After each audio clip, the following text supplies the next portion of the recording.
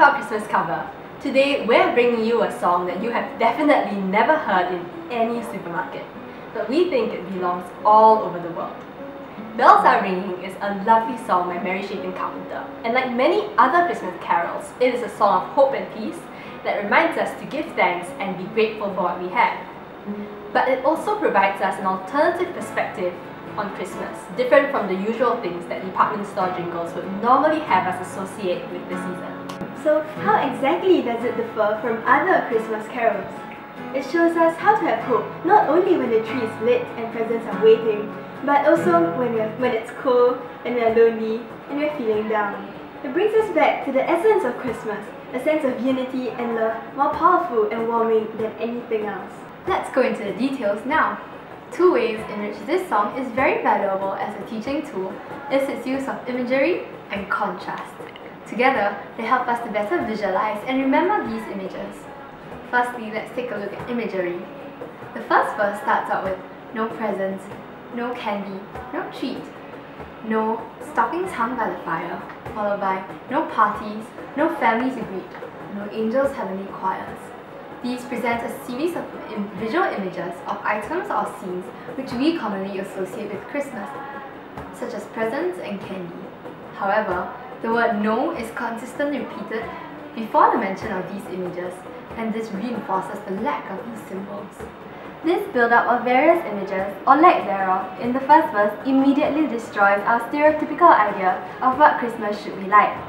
They help us realize that some people may not have it so easy during Christmas, or rather, that some people may never have it so easy, and Christmas is no exception.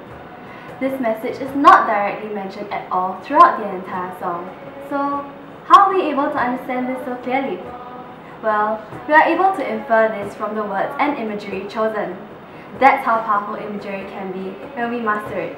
It allows us to hint at a message through conjuring a series of related images without explicitly stating what it is that we are trying to convey. Try this the next time you're trying to get a point across to someone with impact. Now, let's take a look at the contrast in atmosphere between the verse and the chorus. The first verse concentrates on the lack of symbols that we commonly associate with Christmas, creating a slightly gloomy atmosphere. But then this is followed by a break in rhythm from the first verse to the chorus, followed by the introduction of bells ringing. This lightens the atmosphere. It introduces hope and joy into the slightly somber scene set out in the verse, reminding us that even amidst all the hardships we might be facing, the spirit of hope that Christmas brings still lives on. And now for a little stopover at personification. These bells are personified in the second line of the chorus, where they are calling the light. But bells aren't alive. How can they call the light?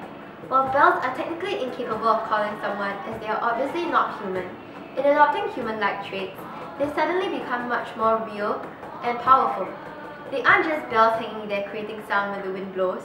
They're going out there all by themselves and making a difference. Now that's inspiring. Personification is powerful because it makes dead things come alive. Now the great thing about a song is that you don't have to take everything literally. Things can take on double meanings and become doubly beautiful. These bells mentioned in the song as ringing are not necessarily real physical bells.